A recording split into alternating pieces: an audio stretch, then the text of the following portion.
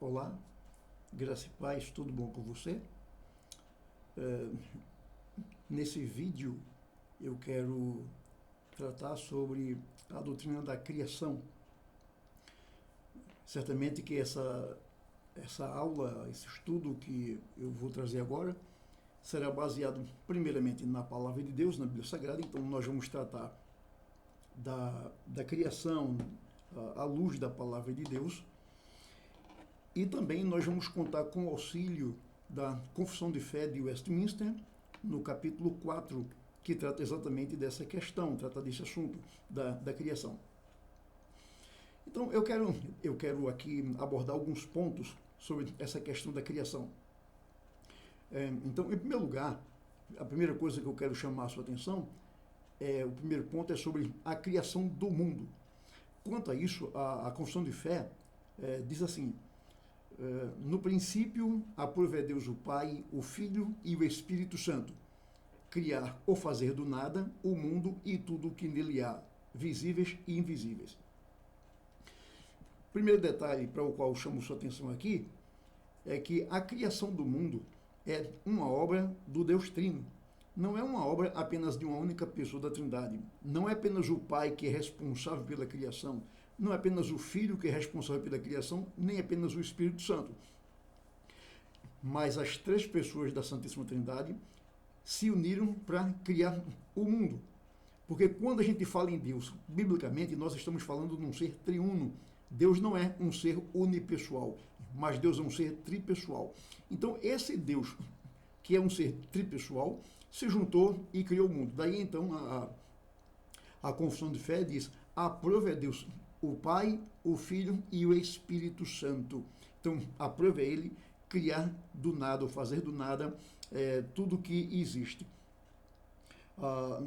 Na língua hebraica, que é a língua em que o Velho Testamento foi utilizado para ser escrito, a língua que foi utilizada para escrever o Velho Testamento, nós temos lá em Gênesis capítulo 1, no princípio criou Deus, a palavra criou ali no hebraico é a palavra bará. E bará, ela tem a ideia de criar exatamente do nada. Essa palavra aparece algumas poucas vezes no Velho Testamento, e sempre que ela é mencionada, ela é mencionada com relação a Deus, e tem a ver com Deus fazer do nada tudo que existe. Então Deus é o único que é capaz de trazer à existência aquilo que ainda não existe. Nós, seres humanos, quando vamos fazer alguma coisa, nós precisamos utilizar material pré-existente. Então o que a gente faz? A gente apenas dá forma à matéria, dá outra forma à matéria. A matéria tem uma forma e a gente dá outra forma a ela.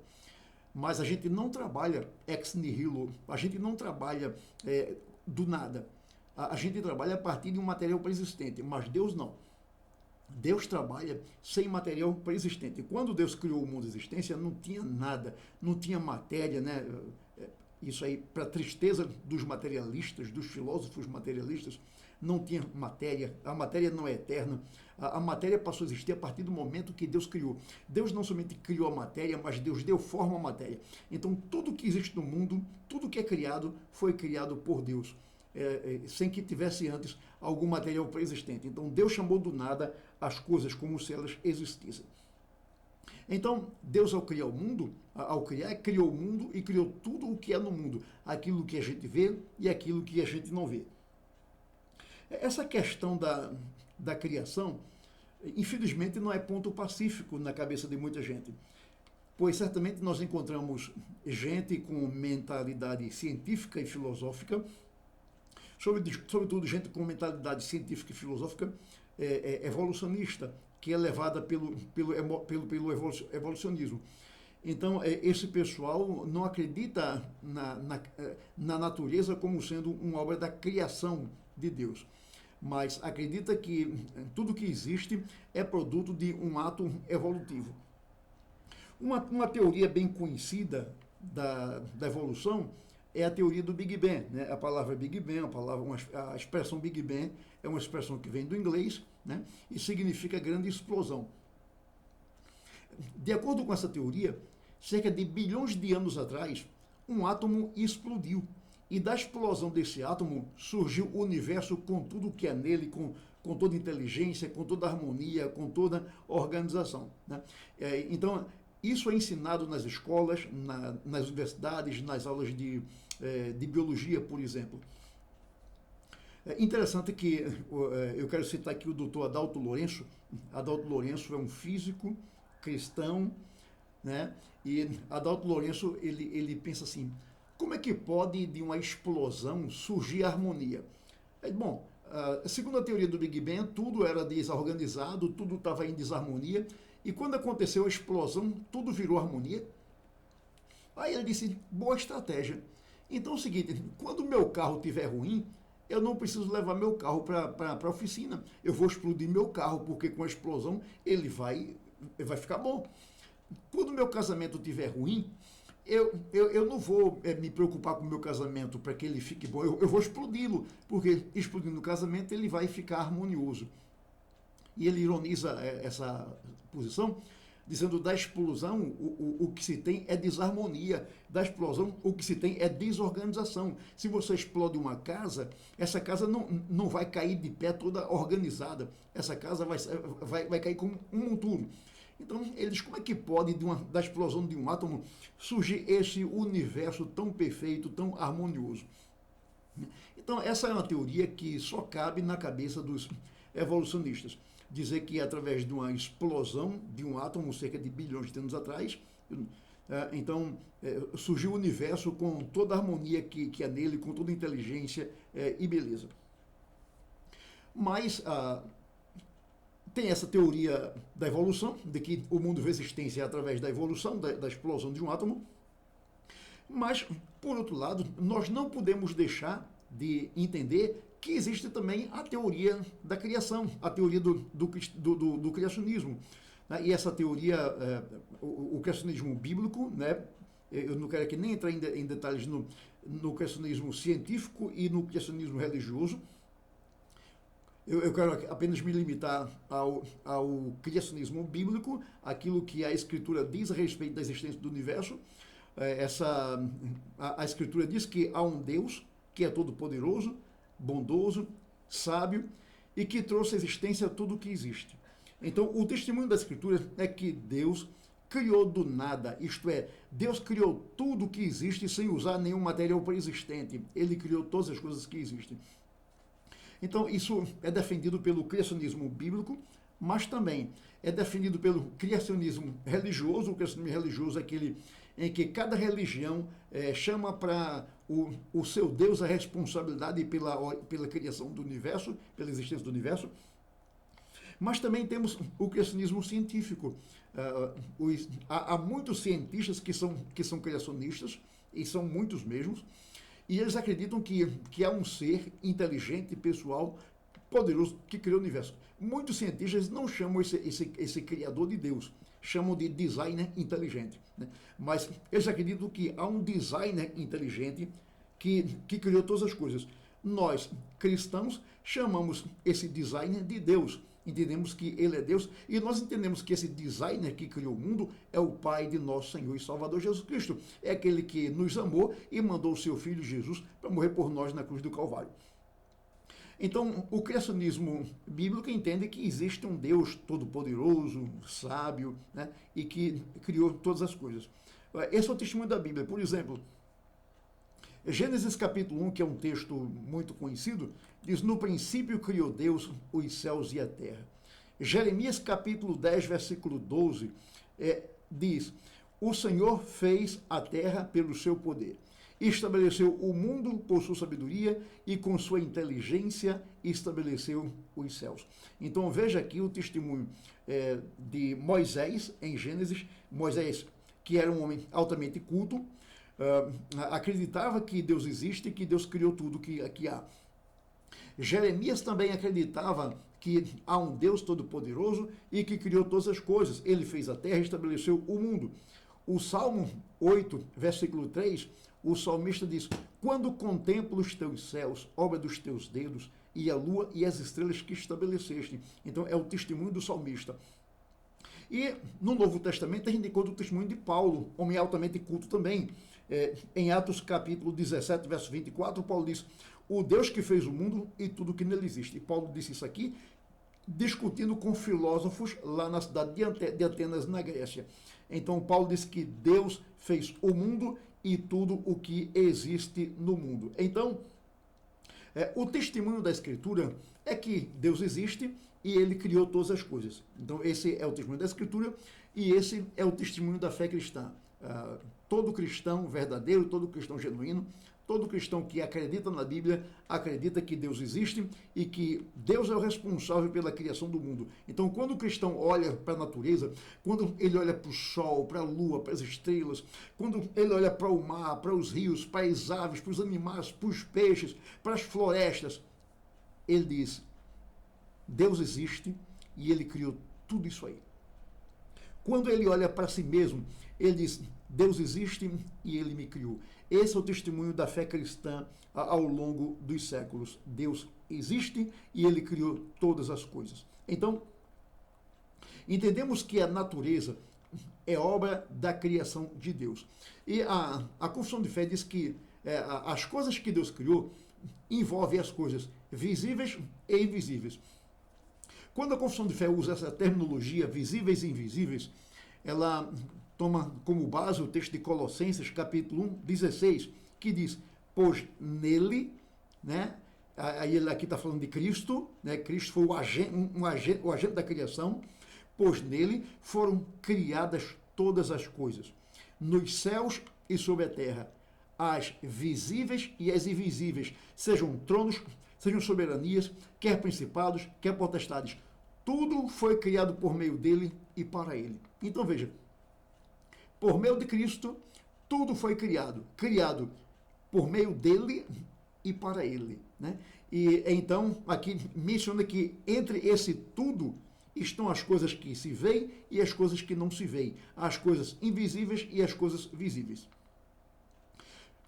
No que diz respeito às coisas visíveis, nós temos aí o mundo físico, nós temos o mar, o céu, os planetas, os animais, etc.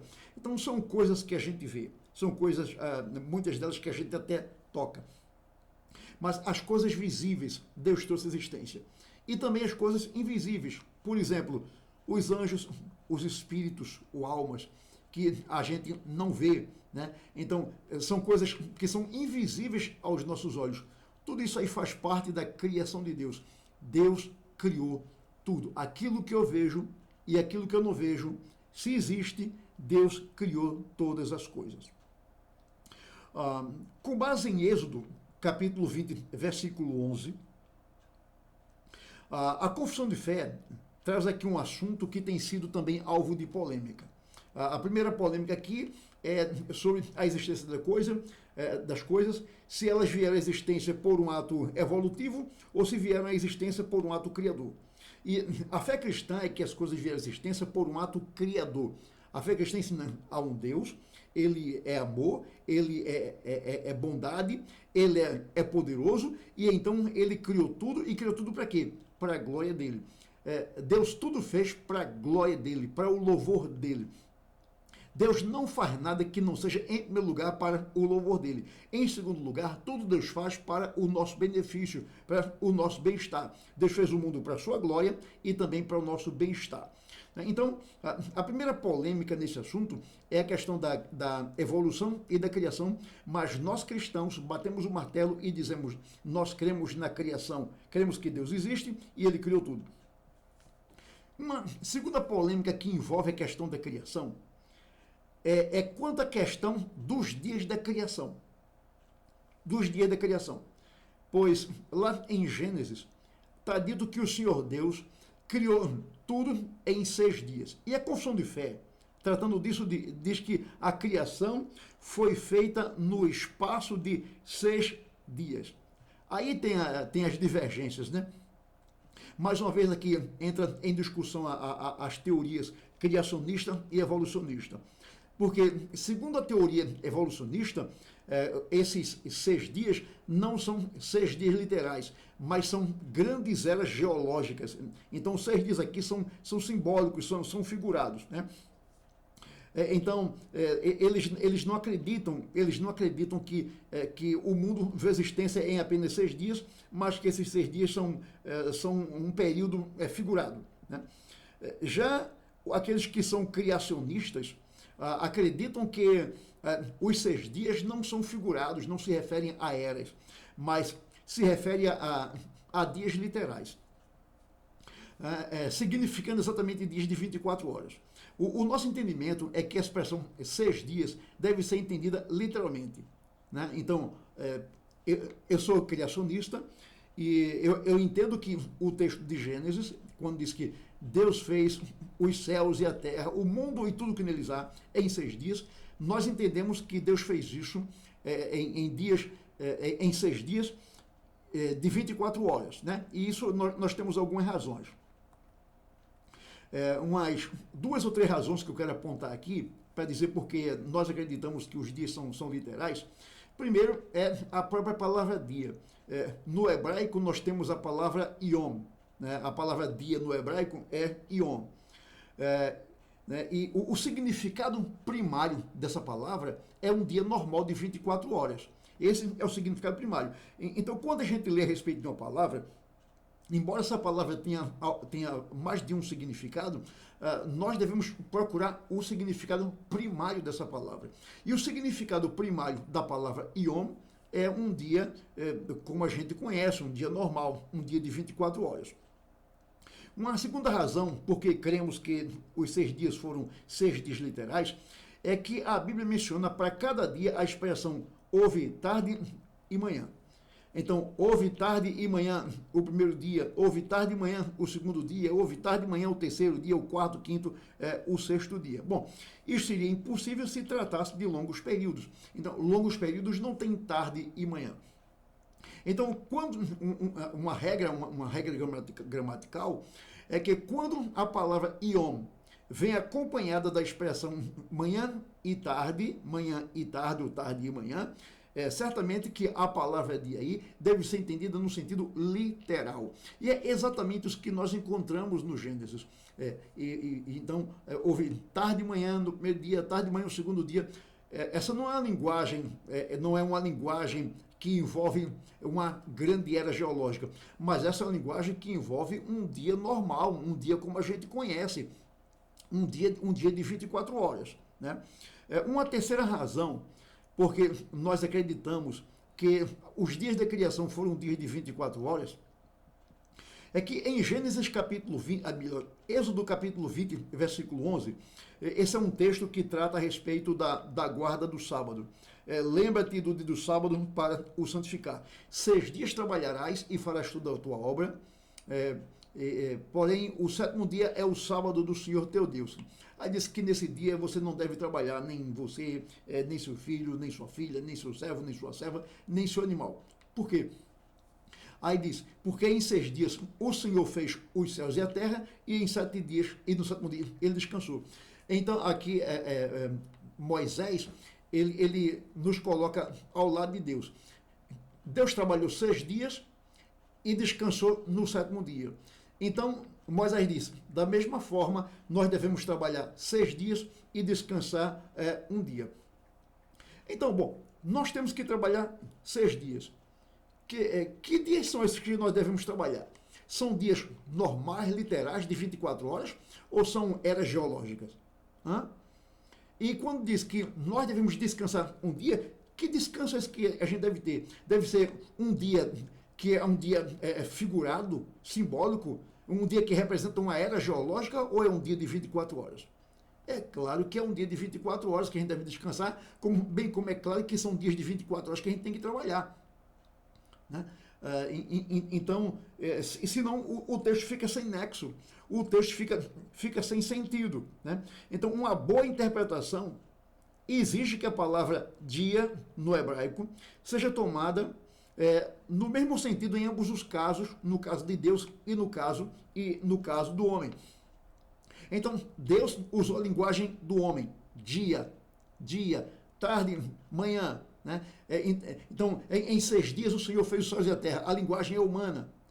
A linguagem que o homem conhece, a linguagem do dia, a linguagem da tarde, da manhã, assim que Deus fez os céus e a terra. Então, da mesma forma, o homem deve trabalhar 6 dias e descansar um. Então, entendemos que esses dias são dias normais de 24 horas e não era geológica. Então, a gente trabalha dias de 24 horas e a gente descansa um dia de 24 horas e não dias que são simbólicos, que representam era geológica. A confissão de fé conclui esse assunto da criação do mundo, né, dizendo que o propósito pelo qual Deus fez todas as coisas foi para a manifestação da glória do seu eterno poder, sabedoria e bondade. Né? Isso nós já frisamos, que Deus não faz nada que não seja primeiramente para a glória do nome dele. Deus não faz nada que não seja primeiramente para o louvor dele, para manifestar sua glória, manifestar o seu poder, manifestar a sua bondade. Né? Então, o universo manifesta a glória de Deus, a criação manifesta a glória de Deus. Né? E então, nós somos beneficiados com aquilo que Deus fez, com aquilo que Deus criou. Um outro ponto que eu quero chamar a atenção de vocês aqui na Confissão de Fé é quanto à criação do homem e da mulher. Nós temos dois relatos no Gênesis a respeito da criação do homem. Deixa-me pegar aqui a Bíblia. Em Gênesis, por exemplo, o primeiro relato está em Gênesis capítulo 1, a partir do verso 26, diz: Também disse Deus, façamos o homem à nossa imagem, conforme a nossa semelhança. Né? É a primeira parte do versículo 26. Verso 27. Criou Deus, pois, o homem à sua imagem, a imagem de Deus o criou. Homem e mulher os criou. Então, Gênesis capítulo 1, versos 26 e 27, é o primeiro relato a respeito da criação do homem. E Gênesis capítulo 2, versículo 7, diz: Então formou o Senhor Deus ao homem do pó da terra e lhe soprou nas narinas o fogo de vida, e o homem passou a ser alma vivente. Né? E depois, então, a partir do verso 18, o Senhor Deus começa dizendo que não é bom que o homem esteja só, far-lhe-ei uma auxiliadora que lhe seja idônea. E só o verso 18.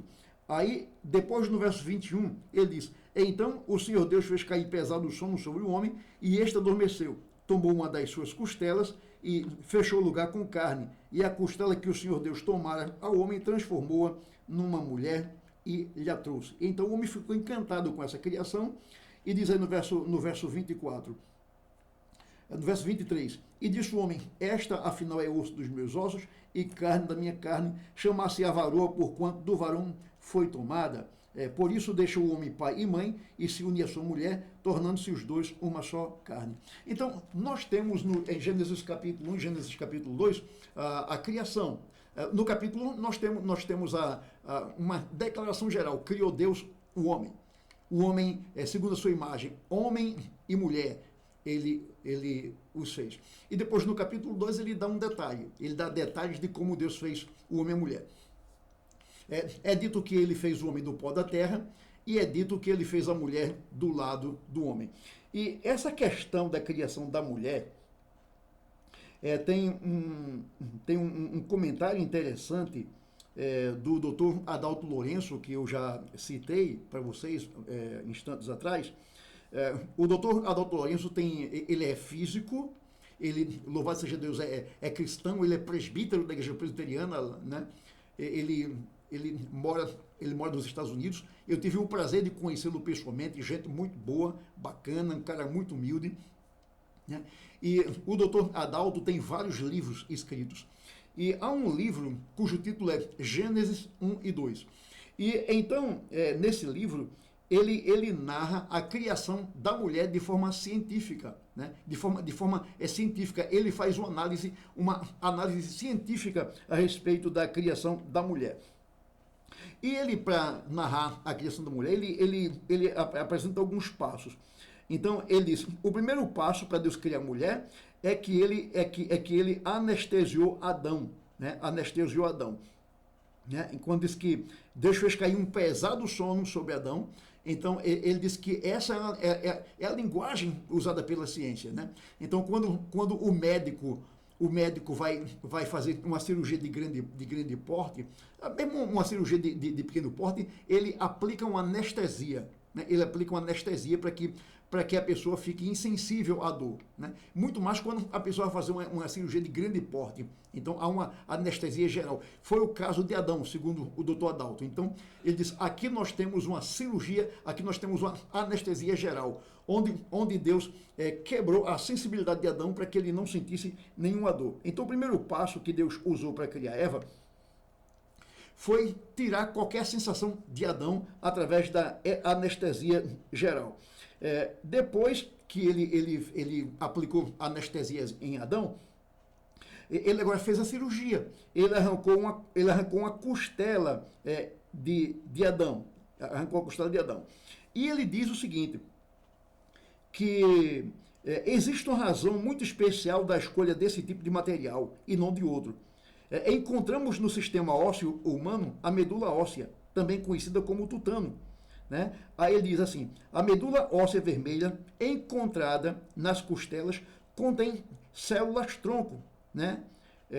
Essas células são células-tronco multipotentes, que podem diferenciar-se numa variedade de tipos de células. E ele diz, células-tronco constituem o material fundamental para... Peraí que o meu celular aqui pulou, deixa eu me procurar aqui, né? Eu pulei aqui, deixa eu me achar aqui de novo. Aqui, achei, né? Ele diz, células-tronco constituem o material fundamental para o processo de clonagem humana. Como o objetivo principal do Senhor Deus era trazer à existência um outro ser vivo semelhante a Adão, ele usou as células-tronco encontradas na medula óssea vermelha da costela removida de Adão para fazer o primeiro clone, que ele deu o nome de Eva. Depois que Deus tirou aquela costela de Adão para se utilizar da medula óssea para clonar Eva, então o que acontece? Ele fez uma cirurgia plástica, né? É o que os médicos fazem, né? Quando os médicos tiram uma carne, eles cobrem o buraco com carne tirada de algum lugar.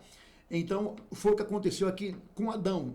O doutor Adalto Lourenço disse que ficou o buraco aberto no lugar onde Deus tirou a costela, e Deus fez uma cirurgia que hoje é conhecida como cirurgia plástica, de forma perfeita, que não ficou nem cicatriz ali.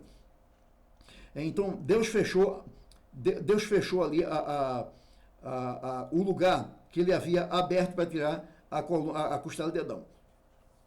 E ele diz mais assim, que um outro ponto é que Deus transformou a costela que ele havia tirado de Adão, ele transformou aquela costela numa mulher, né?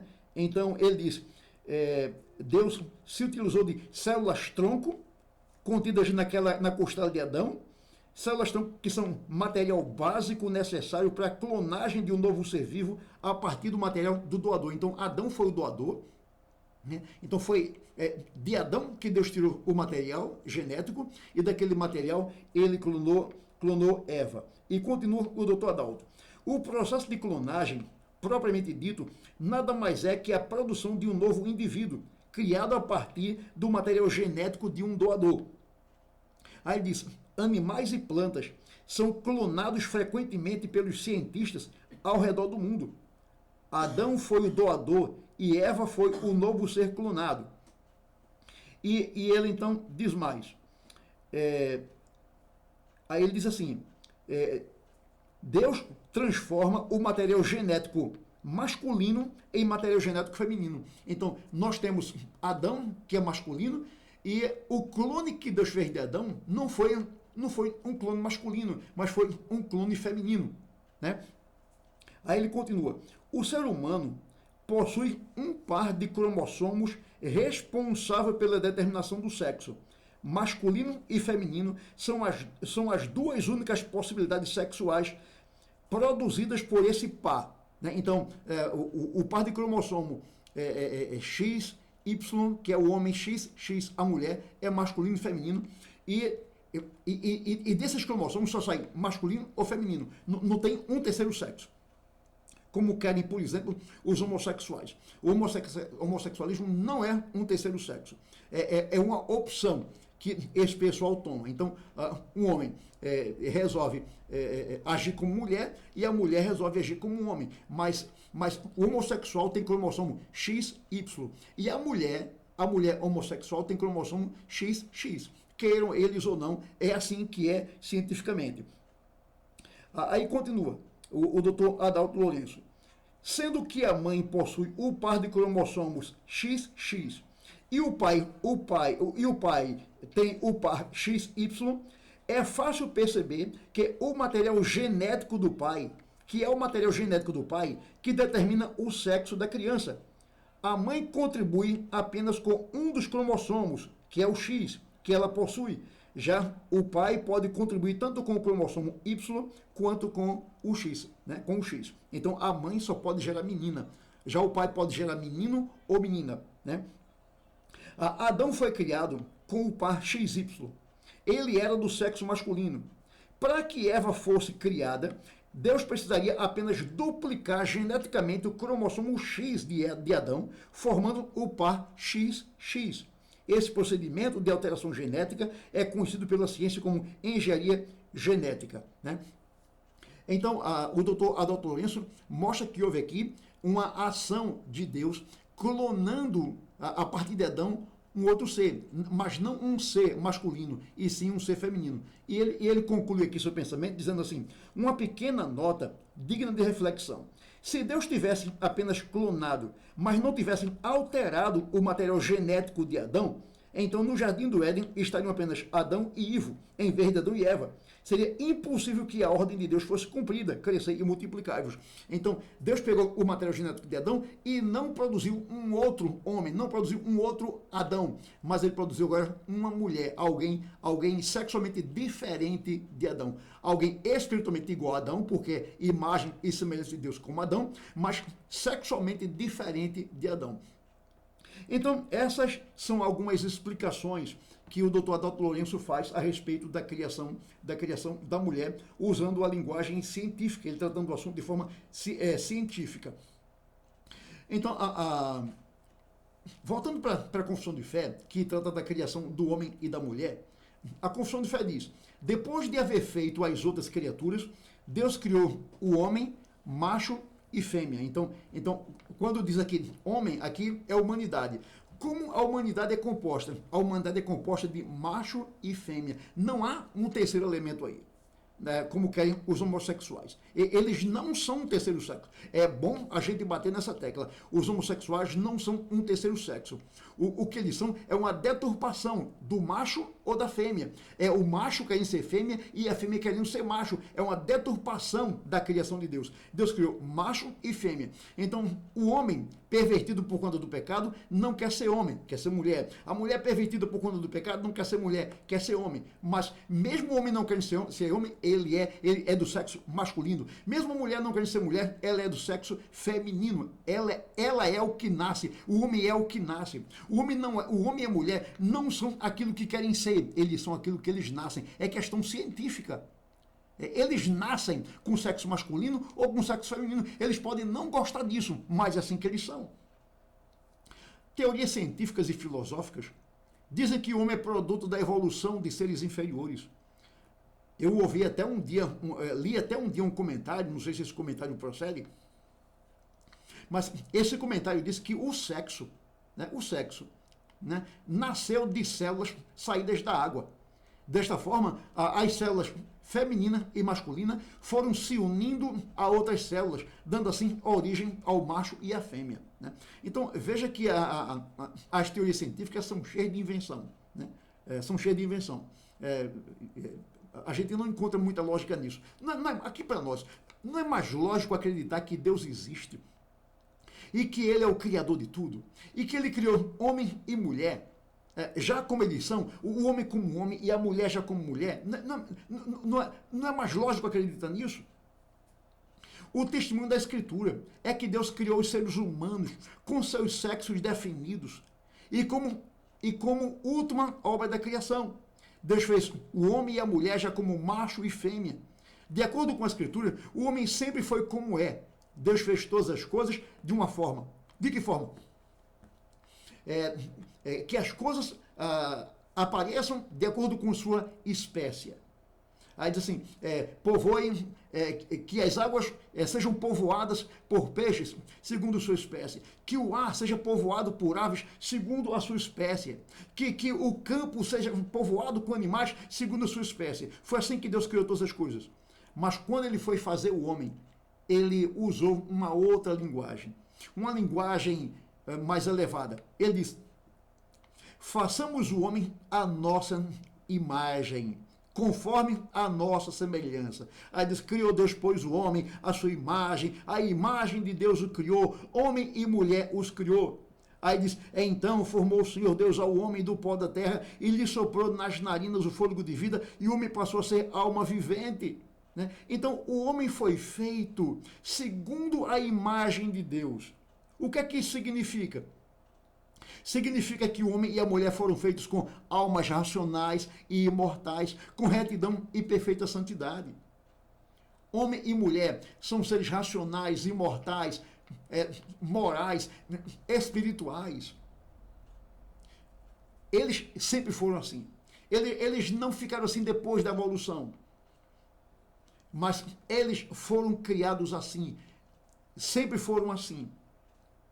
Então, o homem foi criado, a humanidade foi criada à imagem e à semelhança de Deus. Então, eu sou a imagem de Deus. Você, meu irmão, você, minha irmã, é a imagem e semelhança de Deus. Né? Ao criar o homem e a mulher, Deus colocou sua lei escrita em seus corações e o poder de cumpri-la. E receberam o preceito de não comerem da árvore da ciência do bem e do mal. Então veja, Deus quando criou o primeiro casal, Adão e Eva, Deus colocou no coração dele a lei e a capacidade para cumprir aquela lei. E aquela lei envolvia não comer do fruto que Deus havia proibido.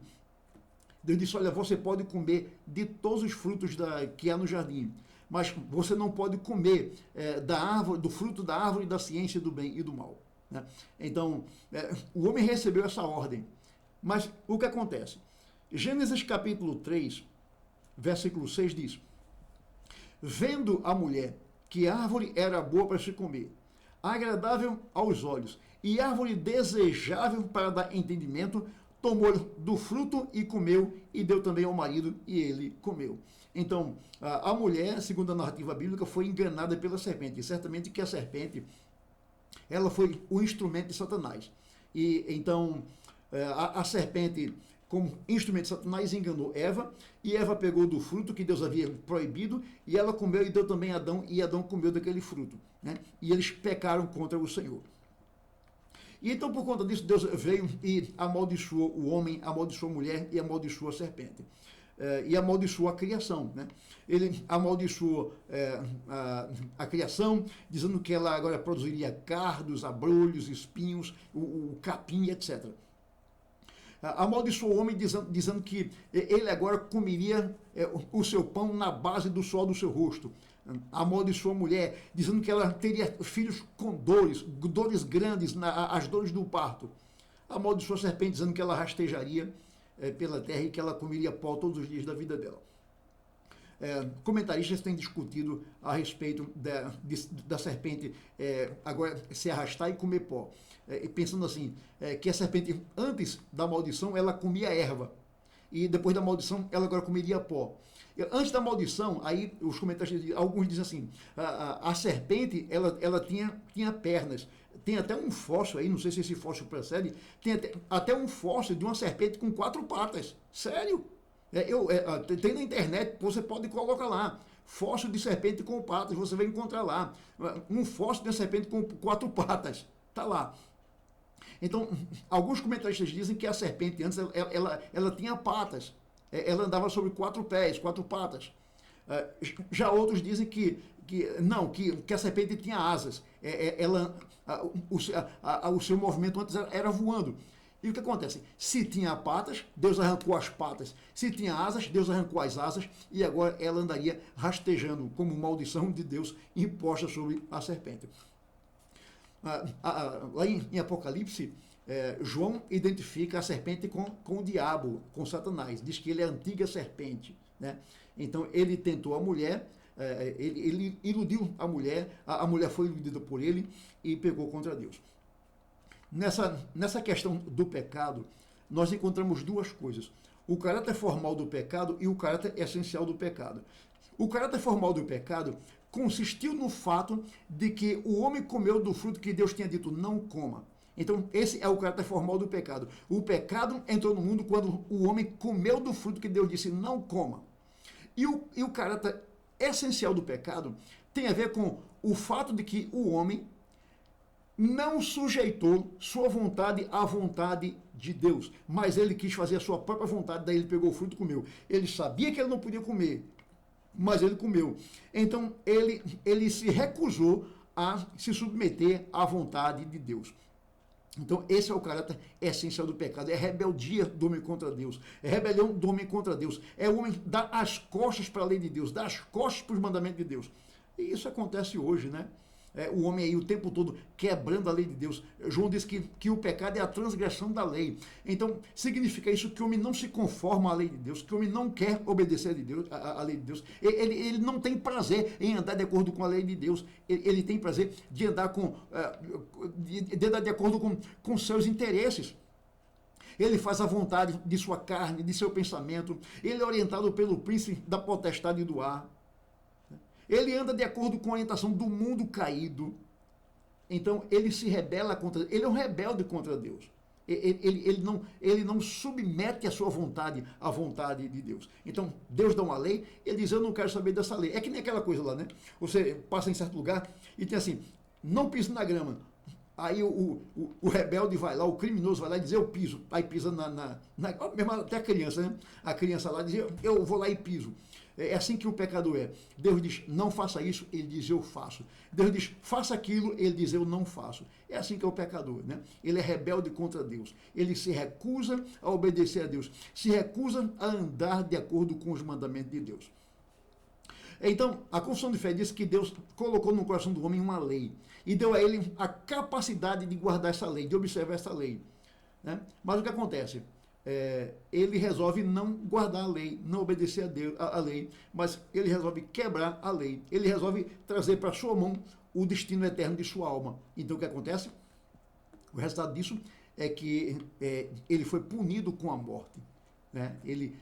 Primeiramente, ele morreu espiritualmente, porque ele perdeu a comunhão com Deus, e depois ele morreu fisicamente. Então a morte entrou no mundo através do pecado. E aí, além da morte espiritual, que é a separação do homem de Deus, o homem já nasce sem comunhão com Deus, a morte física, que é a separação do corpo e da alma, e tem a morte eterna, que é quando corpo e alma são lançados no inferno.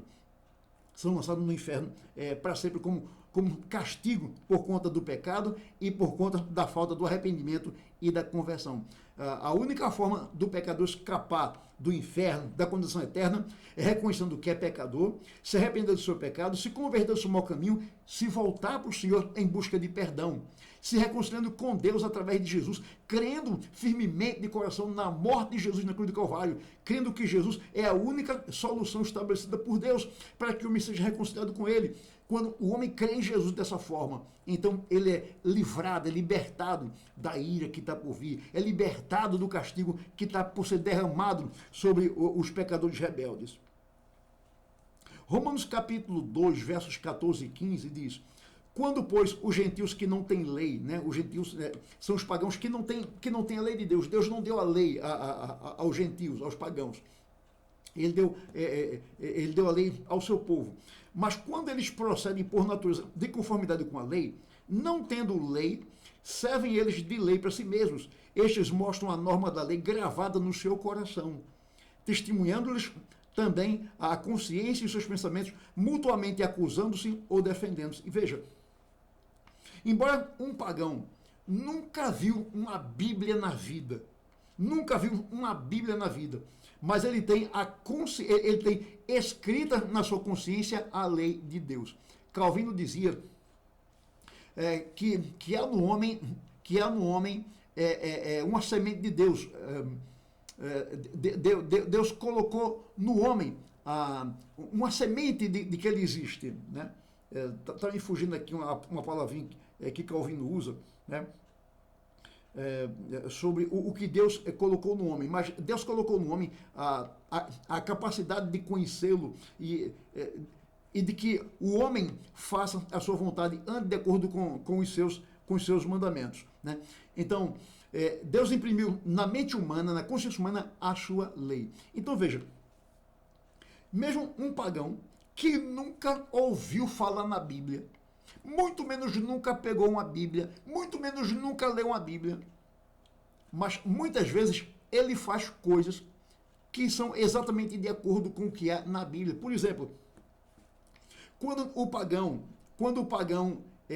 ama a sua mulher, por exemplo, ele está cumprindo uma lei que está na Bíblia, mesmo sem ele conhecer essa lei da Bíblia, ele faz assim por conta da lei escrita na sua consciência. Quando a mulher pagã se submete ao seu marido de forma amorosa, ela está cumprindo uma lei que está na Bíblia e que está na consciência dela. Quando o pagão diz assim a seu filho: meu filho, nunca minta, sempre fale a verdade, nunca pegue o que é dos outros, seja honesto, adquira as coisas com o seu trabalho. O que é isso? Ele está refletindo uma lei de Deus que está na Bíblia e está na nossa consciência. Então, embora o pagão não tenha a Bíblia na sua mão, não tenha a lei escrita na sua mão, ele tem a lei escrita aqui na sua consciência. Então, quando eles agem, diz aí o texto, quando os pagãos agem, por natureza de conformidade com a lei, mesmo não tendo lei, não tendo a Bíblia, então aquele seu procedimento serve de lei para eles, né? Por conta da lei que está gravada no coração deles. De sorte que o pagão sabe o que é certo e o que é errado. Então, quando ele faz aquilo que é errado, ele é punido por aquilo que ele faz. Então, eu quero concluir essa aula, esse estudo, dizendo que durante o tempo em que o homem e a mulher guardaram o preceito de Deus, foram felizes em comunhão com Deus, né? Então, quando é que entrou em felicidade? Quando o homem desobedeceu a Deus. Quando ele desobedeceu, então ele perdeu a comunhão com Deus, ele foi expulso do paraíso e ficou condenado ao suplício eterno. Aí Deus, em sua misericórdia, manda Jesus para resolver o problema do homem. Então, o que é que Deus requer do homem? Que ele reconheça que é pecador, que ele se arrependa do seu pecado e se converta a ele, se reconcilie com ele através de Jesus Cristo. Então, que Deus nos abençoe, que você